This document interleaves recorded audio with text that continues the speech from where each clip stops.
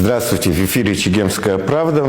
Сегодня мы, даже гадать не надо, о чем мы будем говорить. Мы будем говорить о том, что у нас произошла очередная смена власти, то есть очередной раз досрочно уходит в отставку президент, третий по счету, третий раз подряд. И это уже, увы, становится такой абхазской традиции политической.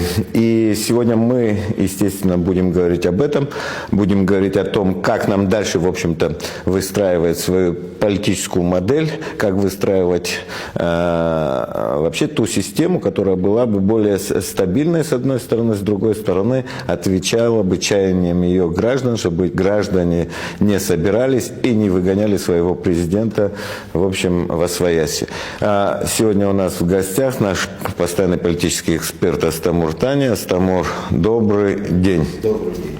Ну, было понятно изначально, что вот это инвестсоглашение, оно у нас как бы непроходное, да, там очень многие слои населения, это не только там речь шла об оппозиции конкретно, да, там ее представителях, о том, что вот это инвестсоглашение абсолютно не годится, что там нет ни одного пункта про абхазского, говорили там интеллигенция, там научные круги и так далее, обычные крестьяне, там я видел, допустим, на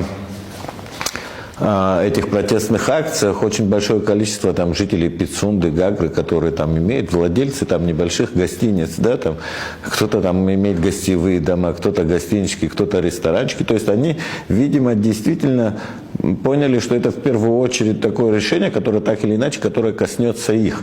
Но власть вот как бы непоколебимая осталась, там пыталась она во что бы то ни стало провести эту сессию. Часть депутатов просто как бы в режим, скрытый режим какой-то перешли, то есть они ни на звонки, ни на что не отвечали, как писали соцсети, они где-то в здании администрации провели ночь и так далее. Некоторые там публично уже избиратели, вот по уже налаженной схеме, да, когда, как история была с апартаментами, по налаженной схеме люди там вызывали своих депутатов по округам и как бы и те вынуждены были говорить, что мы не будем голосовать вот за соглашение. Ну вот такие настроения существовали, да, тут с другой стороны за несколько дней до этого голосования были такие демонстративные задержания оппозиционеров, там мордой в асфальт и так далее, то есть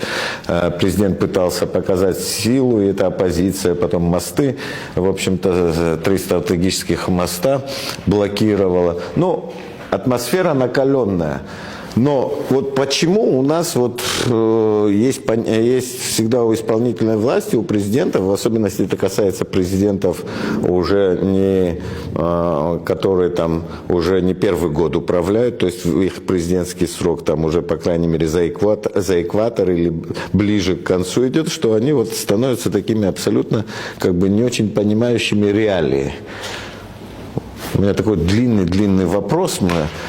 Почему нельзя было, условно говоря, отложить это соглашение, да? Какой из твоих вопросов отвечать? Ну, на все, на какие, может, на все, да, может, избирательно. Ну, здесь для ситуации больше всего подходит цитата из бессмертного Виктора Степановича Черномырдина. «Никогда такого не было, и вот опять». Вот. Причины, в общем-то, не изменились. Абхазия живет в условиях перманентного кризиса. И это связано и с социально-экономической ситуацией, и с тем, что у нас политическая надстройка, она совершенно не отвечает реалиям сегодняшнего дня. У нас президент наделен гигантскими полномочиями, все знают, что он наделен гигантскими полномочиями, и внешние акторы знают, и внутренние лоббистские группы знают, что все решения принимаются через президента, все законные решения. Естественно, он подвергается всестороннему давлению, как и извне, так и изнутри. Ну, есть и потом и свои сторонники, которые порой хуже, чем противники, которых тоже нужно удовлетворить.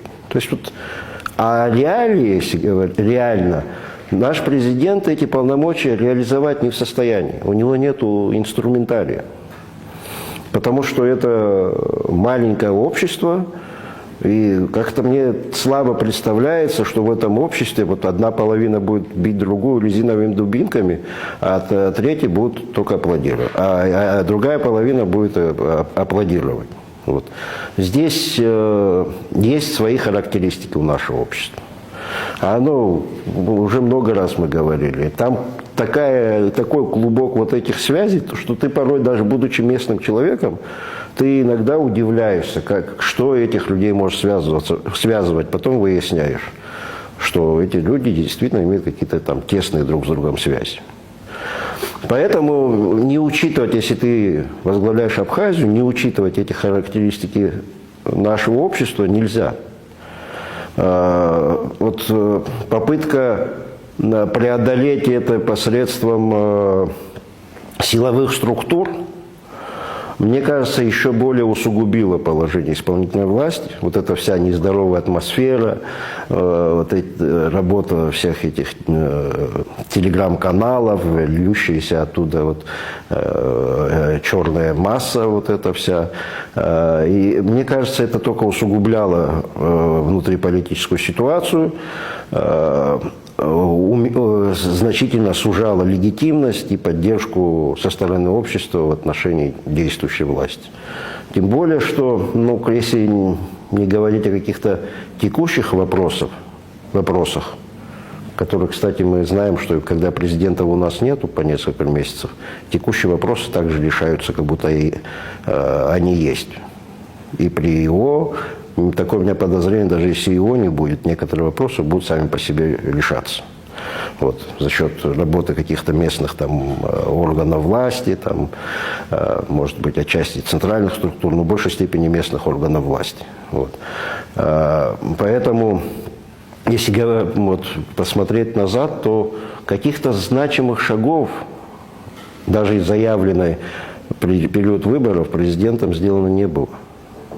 Прежде всего, не была изменена политическая модель таким образом, чтобы, во-первых, отказаться от тех полномочий, которые создают проблему для тебя самого.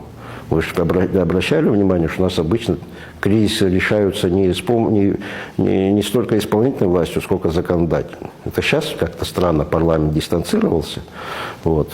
Но обычно у нас решается за счет каких-то коллективных усилий эти кризисы. А исполнительная власть, она как бы, несмотря на свои гигантские полномочия, ничего с кризисом сделать не может. Вот надо было это привести в соответствии с реалиями сегодняшнего дня. Вот. И, конечно, очень важный вопрос. Тоже мы с тобой, я думаю, с заметной регулярностью на протяжении, если не примерно 3 лет говорим о том, что в Абхазию идет капитализм. И впервые за долгие годы появилась возможность, что придут серьезные финансовые ресурсы сюда. И надо было их организовать, это очень трудно, конечно, организовать таким образом, чтобы они, с одной стороны, не смыли наш нарождающийся бизнес, чтобы мы не утратили контроль над собственной экономикой. Потому что нация без контроля над собственной экономикой существовать не может. Это будет фольклорный ансамбль, а не нация. Если у него нет своих рычагов контроля за своими национальными ресурсами, с помощью которых она будет развиваться в культурном отношении, технологическом, повышать свою конкурентоспособность. Вот у нас очень остро стоят языки. Мы нация, но я не хочу говорить, что в угрожающем, так мягко говоря, скажем, положении находится наша нация. И в языковом отношении, и в демографическом отношении. Но по этим вопросам вообще даже толком не обсуждали эти вопросы. Хотя для нас они базовые, ключевые. Как мы будем решать эти вопросы, если нашу экономику будут контролировать иностранные корпорации, допустим. Вот, потому что наша политическая власть автоматически станет придатком этих корпораций. Она будет зависеть не столько от нашего общества, сколько от тех, кто определяет экономический климат в регионе. То есть здесь у нас определенно, у нас, конечно, здесь надо относиться как к заповедной территории. Потому что, маленький народ. Есть к нему, нельзя с ним также бросать его в волны свободной конкуренции. Это значит обречь его на растворение. К сожалению, это так. Здесь есть и минусы в этом, но мы в таком состоянии находимся. Я бы еще на одну особенность обратил бы внимание. Да, у нас это третий раз, очень много чего совпадает. То есть сценарий того, как разворачивалось событие, он в принципе один и тот же. Да, там президентский дворец штурмом берется, потом президент куда-то перемещается в другую такую-то плоскость, да, идут переговоры, в конце концов он там уходит, пишет заявление об отставке, парламент удовлетворяет. То есть это такая схема, она достаточно стала уже универсальной, и как бы все по этим лекалам идет. Так уходил Анклав, так уходил Хаджимба, сейчас вот так ушел Бжаня. При этом, в общем-то, предыдущие две революции, они проходили, в общем-то, это внутренний такой междусобойчик был. Особо мы вот как-то не затрагивали какие-то внешние вопросы, но сейчас, в общем-то, вот в проталкивании вот этих соглашений, не только это касается инвестиционного соглашения, но и по апартаментам и так далее, президент Аслан Бжаня, он подводил определенную идеологическую базу, которая, в общем-то, она вот для нас какая-то как-то дикость было смотреть. Это маленькая Абхазия, все друг друга знают, и тут вот как бы политический экстремизм, да, агентурная сеть Запада, еще что-то, короче, там огромное количество, вот эти все, которые против, это вот антироссийский элемент, то есть, вот что-то вот какого-то из параллельного мира, да, тезисы и ярлыки, которые, в общем-то, президент навешивал на часть своих граждан, достаточно большую часть своих граждан, оно крайне как бы плохо воспринималось и воспринимается в абхазском обществе. Я, кстати говоря, вот это последнее его интервью там уже, когда он уже за день, то ли в тот день он писал заявление об отставке, видимо, это до отставки он писал, такое очень крайне негативное по отношению к своему народу, вот такое заявление. Но насколько вот внешний фактор у нас вот влияет на такого рода процессы? Я думаю, что меньше надо было слушать так называемых внешних экспертов, которые на самом деле ничего не понимают во внутриабхазской жизни. Этих политтехнологов, потому что ушедшей властью последние годы особенно заметно делалась ставка на силовые структуры. И, естественно, власть же не может работать просто силовым путем без идеологического обоснования применения силы.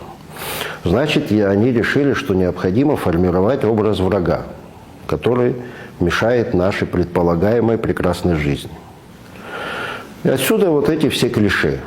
Потому что вокруг этих клише, это стандарты пропаганды, формировалась и идеологическая пропагандистская работа.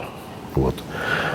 Что это в корне ошибочно, потому что это совершенно, я опять-таки говорю, или наши, которые это стали применять, или те, кто им советовали, они на самом деле гладко было на бумаге, да забыли про овраги. Абхазское общество имеет определенные защитные механизмы против пропаганды. Потому что оно находится в непрерывном, тесном контакте друг с другом. У нас происходят регулярно в неделю 2-3 раза какие-то массовые мероприятия. Ачки и бзиры. Плохое и хорошее. И постоянные контакты между родственниками. Если ты возьмешь кого-то из родственников, провозгласишь там агентом Запада, вот, у их ближайших родственников, знакомых всегда есть возможность это лично убедиться, является он агентом Запада или еще кем-то. Вот. То есть это все было изначально, просто нужно было, не знаю, как-то... И у нас такой опыт был в предыдущие годы, когда вот такие грубые такие всякие шаги так называемых специалистов, вот, они приводили к нехорошим последствиям. Вот, здесь надо было это дело надо было понять. Вот. Здесь без общественного договора управлять Абхазией не получится. Хоть ты закрой все политические институты, тем скорее произойдет то, что произошло. Заборы, как забор, забор как это может удержать вообще? Может, за забором будет вся жизнь протекать. Это никак, это просто внешняя демонстрация своего бессилия. И исходя из того, что у нас, если мы хотим действительно строить абхазское государство, а не знаю, задавить абхазскую нацию, и чтобы здесь все политические, экономические вопросы решались без участия абхазов, это другой подход. А если мы хотим, чтобы здесь развивалась абхазская нация, нужно привести всю политическую методологию в соответствии с нашими особенностями. Да, конечно, нужно, я не призываю никакой архаики. Но ты должен понимать, с каким материалом работаешь. Государство должно, естественно, работать на модернизацию. Бжани, я думаю, тоже, на самом деле он предлагал модернизационный проект. Но в результате этой модернизации, наверное, конечно, какая-то инфраструктура бы появилась, развилось бы что-то. Но так могло получиться, что эта модернизация была бы ради модернизации, а не ради выживания абхазского народа. Вот это не было учтено. Вот.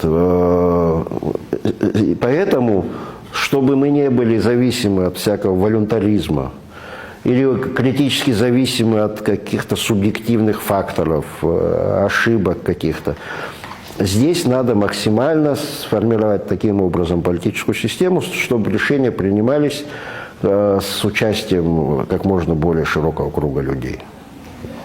В этом контексте, в контексте того, что с широким кругом людей и вообще не только кругом людей, но и вообще, наверное, исходить из этих абхазских традиций все-таки, опять же, мы понимаем, что президентская власть, учитывая, что третий президент подряд уходит вот таким вот образом, мы понимаем, что институт президентства в той форме, в которой он есть, он себя изжил. Он никак не отвечает тем вызовам, которые существуют. Он не то, что изжил. Он изначально в таком виде был ошибочным. В конце концов, эта конституция писалась в 1994 году. Это сразу же я просто напомню, что такое 1994 год. Эта страна только что вышла с войны.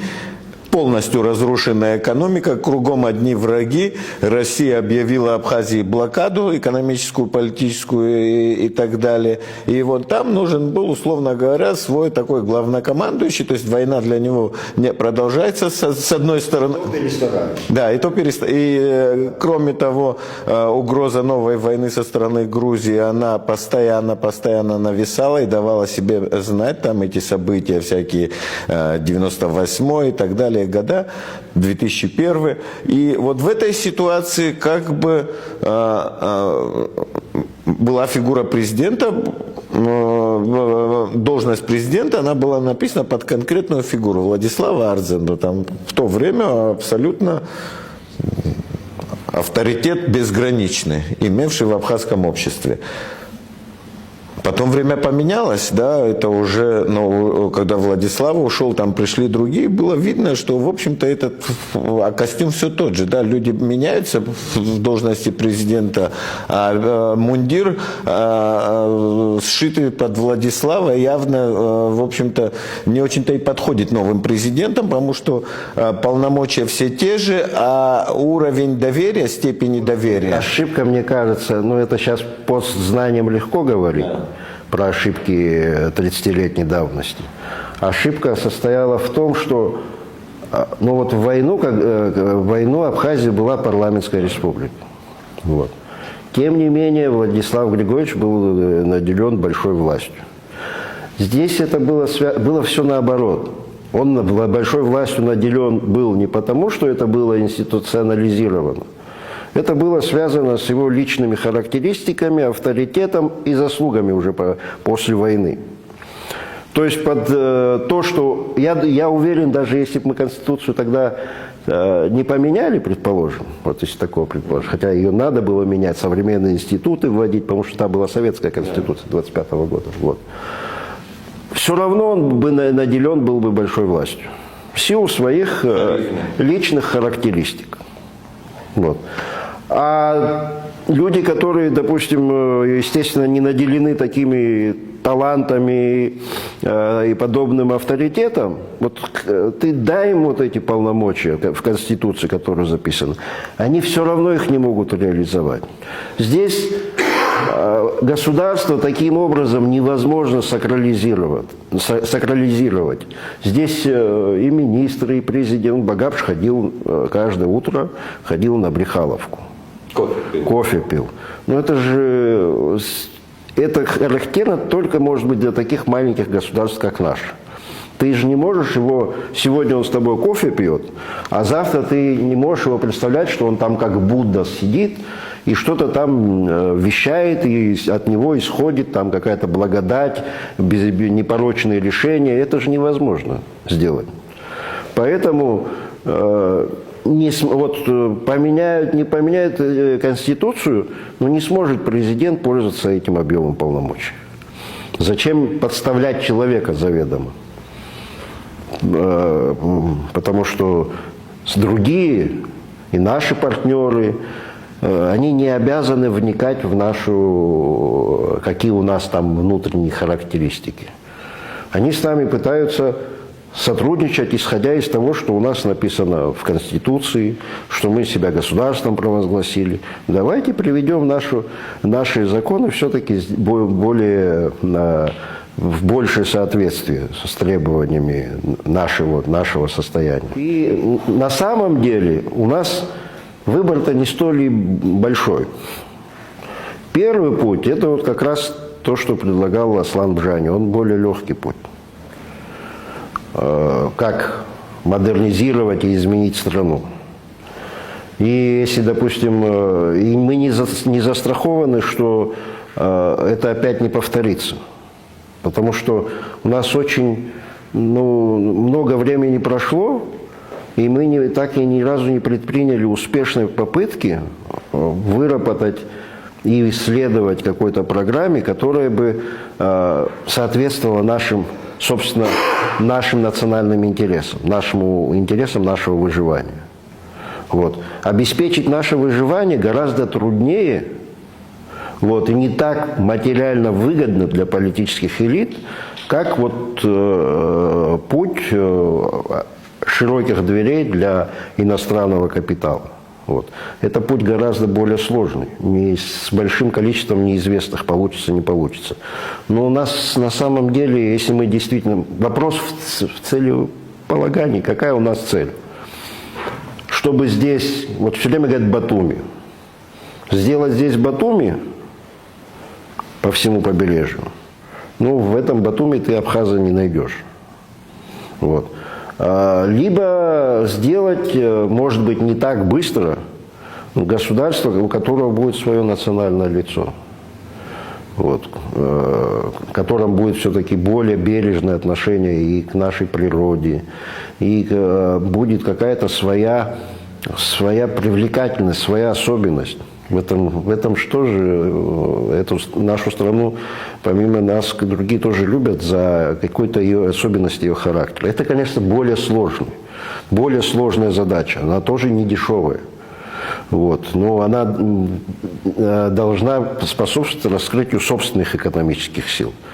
Два пути на самом деле. Если мы в очередной раз скажем А, не скажем Б, не сделаем шаг в этом направлении, я уверен, что будет избран вновь этот путь открытых дверей, раз. два говорят, будет повторяться революция, не факт. Это можно учесть недоработки предшественников и вполне обеспечить так, что мало не покажется и все реализовать. Это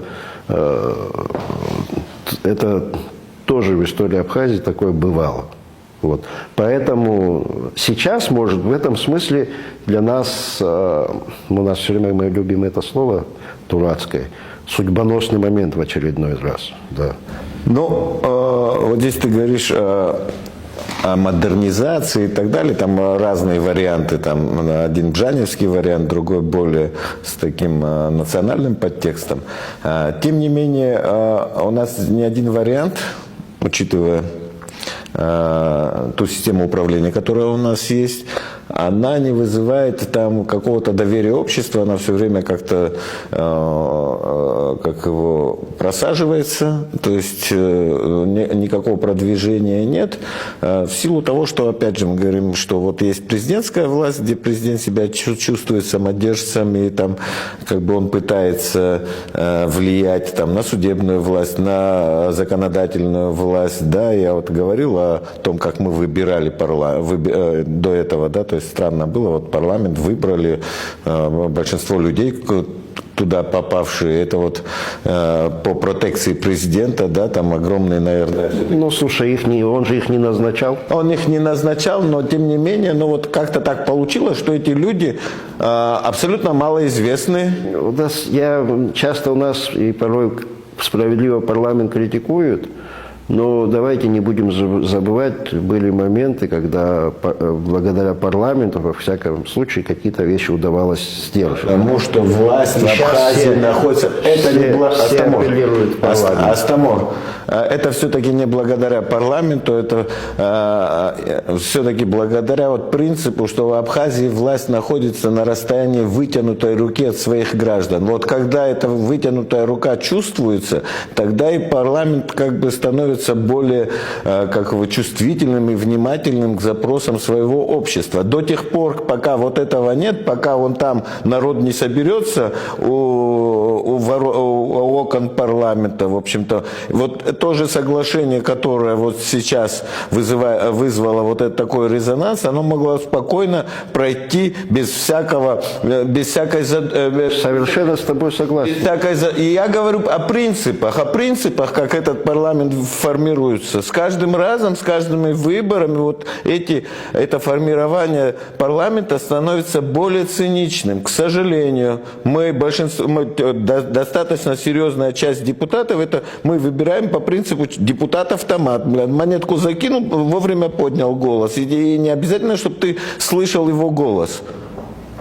Главное, чтобы он проголосовал. К сожалению, это мы вот как бы довели вот эту ситуацию. Я бы не хотел бы сейчас, чтобы мы рисовали с этого парламента, чтобы пылинки сдували, такой святой орган. Нет, у нас вся система власти из-за вот отсутствия вот такого нормального баланса, она прогнила, вся эта система. И, к сожалению, у нас 3 месяца до выборов, мы идем к этим выборам и и опять идем по старым лекалам.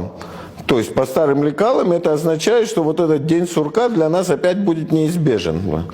Ну, мне кажется, вот я читал недавно 2 очень конструктивных заявления. Одно сделали юристы, а другое общественники сделали. Да, ты подписывал его, да. Мы должны этот период междуцарствия использовать для того, чтобы... Потому что вот этот самый плодотворный период, это у нас период междуцарствия. Вот, использовать для того, чтобы были необратимо проведены политические реформы. Потому что опять возникнет желание, боюсь, все это дело, во-первых, текучка сразу нахлынет. Вот придет новая власть, на нее сразу нахлынет масса проблем, и электричество и так далее. В этой текучке это все политическая реформа, она будет все время откладываться в долгий ящик. Да, просто физически будет времени не хватать. Вот. А на самом деле, потом и желание пропадет этим заниматься. Вот. Прекрасно же получается. Будет казаться, прекрасно же получается без этого. Поэтому мы максимально должны использовать общественную активность, кстати, для того, чтобы запустить процесс реформ, и он приобрел необратимый характер. Вот. У нас, конечно, автоматически с изменением политической системы ситуация не изменится. Мы же уже, у нас много лет идет, вот ты сейчас так эмоционально говорил, это следствие все развращения и деградации нашего общества. Это же элиты правящие, это отражение состояния нашего общества. Вот сколько раз я знаю примеры, допустим, на самом деле какой-нибудь крупный специалист или там, допустим, ну, известный участвует в выборах, даже во второй тур не попадает. Да. А проходит человек, у которого и среднего образования есть, нету, неизвестно. Такое тоже бывает у нас. И такое есть. Да, это же не только потому, что там власть его опекает. У нас сложилась уличная культура, местечковая такая.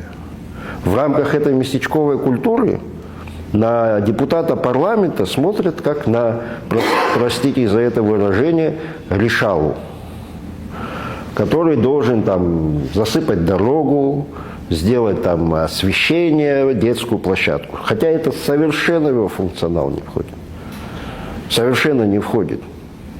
Естественно, это всю систему коррумпирует. Потому что этот человек, чтобы его постоянно избирали, то он должен быть в хороших отношениях с исполнительной властью, чтобы их проблемы эти решать на местах. И тут получается процесс рука руку моет.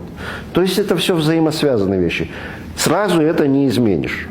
Но мы должны создать условия для воспитания нашего общества, его политической культуры, самосознания и так далее. Средства массовой информации должны на это работать. Не на оболванивание человека, а на то, чтобы у него включалось критическое мышление.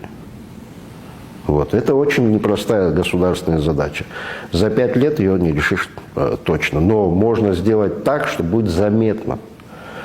Прогресс может, во-первых, показать, что власть справедлива и что она не ворует, это можно достаточно быстро. Здесь это не бином Ньютона.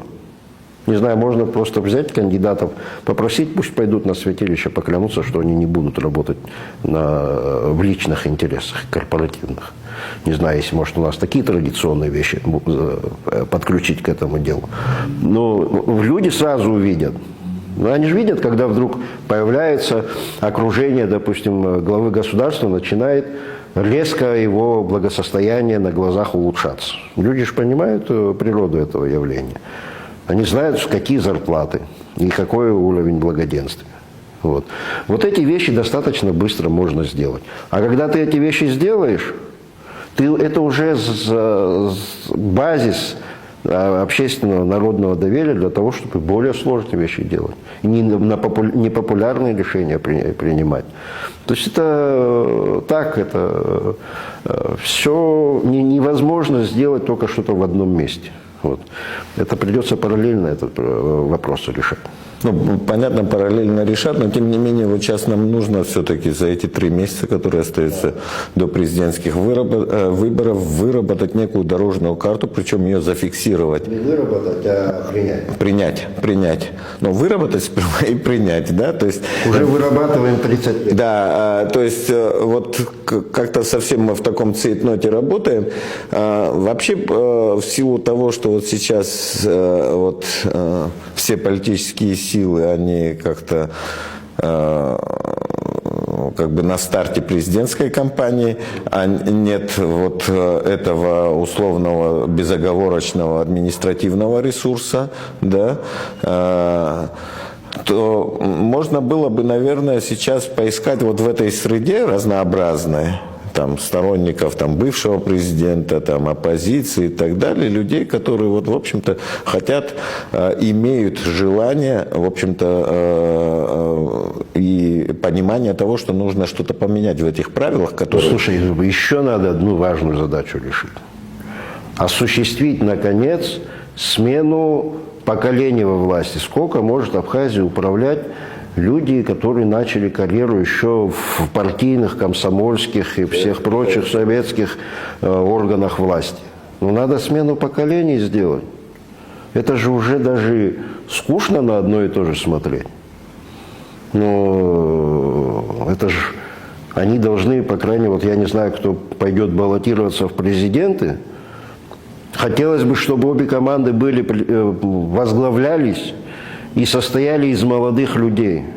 Потому что у нас получается так, идет человек достаточно зрелого возраста, да, который уже еще побывал еще в Компартии, был членом Компартии, допустим, вот, в каких-то структурах советских поработал.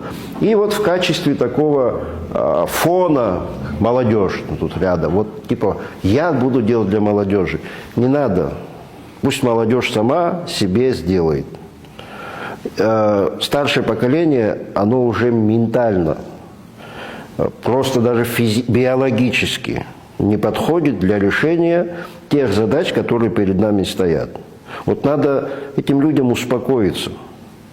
Они все-таки должны как-то прекратить преграждать своими телами движение вперед, прогресс. Да, но у нас есть это, вот, знаешь, культура такая старшего вперед, политику, политическое пространство все занято людьми перезрелого возраста. Простите за это выражение, да, я не знаю, но это уже, это критично, потому что если люди, которым 25 выше, до 45, это самые активные. Владислав Альцгеймер стал в 45 лет, возглавил Абхазию. Наполеон в 30 лет стал первым консулом, в 35 стал императором. Кастро там 30 Но это же все... Есть вещи, которые старики не могут... Вы хотите, чтобы было у нас поколение инфантильное, безответственное? Но если ты ему не доверяешь управление страной, в конце концов настанет момент, когда эти люди уйдут в мир иной просто. Но должно же быть поколение, которое будет управлять страной, наверное. Мы же так воспитываем людей, инфантильное поколение, потому что мы его всегда бьем по рукам, не даем им идти вперед. Вот этого хотелось бы, чтобы и молодежь тоже, чтобы она перестала прикрываться какими-то старыми персоналиями. Не надо среди старых персоналий, даже среди очень уважаемых, хороших, любимых, искать, не знаю, за ними прятаться. Посмотрите на своих сверстников. Вот я тебе говорю, диапазон от 25 до 45 лет. Почему у нас, кстати, движущая сила всех этих событий, реально, это молодые люди. А плодами пользуются люди, которым хорошо за 60. Вот. Обязательно это очень важно сделать. Потому что мы застряли уже. Мы застряли, у нас 30 лет страной управляет одна и та же элита. С другой стороны, вот опять же, это системное, наверное. И системно, и с культурой связано. Мы так и не сформировали вот такой преемственность политического класса. То есть вот принцип, опять же говорю, когда там выдергиваются люди, которые, в общем, вчера на корточках сидели, а завтра он депутат парламента, да, то есть и там тоже, в общем-то, из себя ничего не представляет, кроме того, как голосует. Мы вообще как бы оставили вот этих старых бонс, которые там еще там с конца 80-х оказались в политике, да, то есть и на их фоне, конечно, эти люди смотрятся вполне респектабельно, замечательно и как бы такими гуру смотрятся.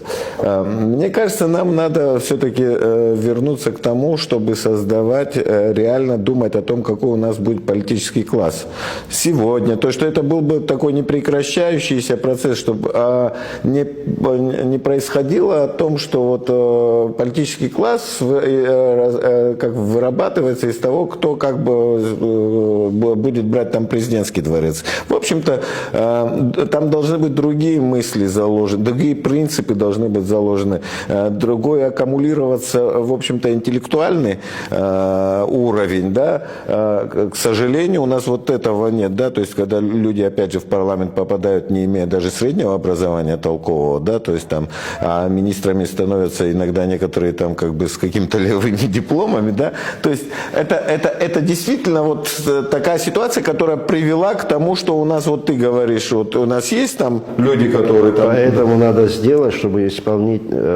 руководители центральных органов исполнительной власти утверждали через парламент. И чтобы это происходило публично. Потому что, как это Петр I писал, чтобы выступали не по бумажке, а говорили сами, дабы дурость каждого видна была. Вот. Телевидение. Мощнейший инструмент. Поставив телевизионные камеры, пришел, президент прислал человека на должность того или иного министра. И он излагает свое видение. Потом это вызовет массу откликов в СМИ, везде. Но ты же постесняешься выдвигать человека, который ни Б, ни М. Ну, это же очень простое средство, которое... Для чего публичная власть вообще существует? Почему вот у нас парламент закрыли, вообще как это можно себя уважать, работать в клетке? Ну, чтобы дурь его не была видна. Как тебе объяснить? Ну как, это вообще самоубийство для политической элиты правящей. А это рано или поздно приводит к взрывам, ни к чему хорошему не приводит. Здесь просто абхазское общество маленькое, здесь быстро это, как муха дрозофила. Но все-таки есть какая-то надежда, опять же, что мы за 3 месяца выработаем какие-то новые правила? Надежду мы не теряем 30 лет. Не, понятно, это 30 лет не теряем, мы с таким же успехом будем еще 30 лет не терять надежду. С таким успехом не Но вот сейчас, кстати говоря, юристы предложили, у нас трижды создавались конституции. Предложили, и самое главное, предложить легко. Надо этим юристам молодым не ждать, что с их бумажкой будут как списанной торбой носиться.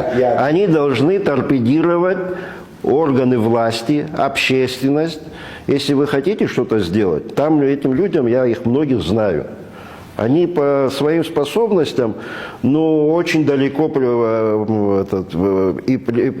этим большинство этих призывов нашей власти очень далеко до этих людей. По своему кругозору, развитию. Но они все время куда-то сторонятся. Вот надо эту культуру поменять тоже. Они должны бомбардировать и общественную структуру, и партии, и оппозицию, и парламент, все, чтобы эти идеи продвигать. Политикой надо заниматься, молодежи. Не какие-то создавать там непонятные клубы, у которых нету там ни программы, ничего, просто какие-то акционизм какой-то. Ты же должен представлять, как решать стоящие перед страной проблемы. Для этого нужна политические правила существуют. Правила борьбы. В политической борьбе надо участвовать. Не создавать шумовой эффект вокруг политики, а непосредственно самим заниматься. Тем не менее, там одна идея есть, которая раньше вот все эти президентские комиссии по конституционным реформам, они были президентскими, да, инициированы президентами. Сейчас они предлагают все-таки парламент сделать, это сделать при парламенте. И мне кажется, здесь больше есть шансов, что это дело сдвинется. Я вообще на этой оптимистичной ноте. Кризис у нас, к сожалению, перманентный, почти хронический, перманентно случаются острые фазы его. Решение кризиса будет. Просто оно будет либо в нашу пользу, либо вопреки всем нашим интересам. Вот чтобы вопреки нашим интересам не было бы, нам нужно вот думать, как дальше жить. И я еще раз напоминаю, что у нас произошла 3-я по счету абхазская революция, так условно говоря, чтобы 3-я по счету, и это 3-й день сурка, и чтобы вот этот 4-й день сурка они нас... Извини, перебью, вспомнил в советские времена КВН, и там показывали вышел посол, представляется, что он посол какой-то там страны экзотической, говорит, у нас произошла 35-я революция, но и она тоже социалистическая.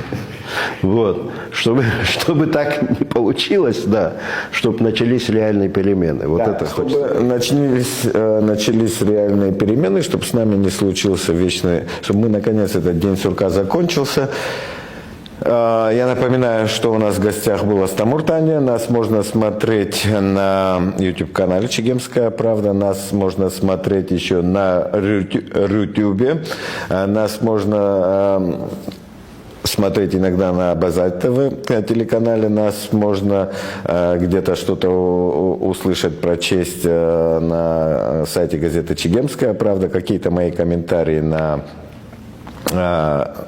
моем телеграм-канале Инал Хашик «Чегемская правда» и на Facebook страница «Чегемская правда». Там тоже подписывайтесь. В общем-то, я все вроде бы сказал. До свидания, до следующих встреч.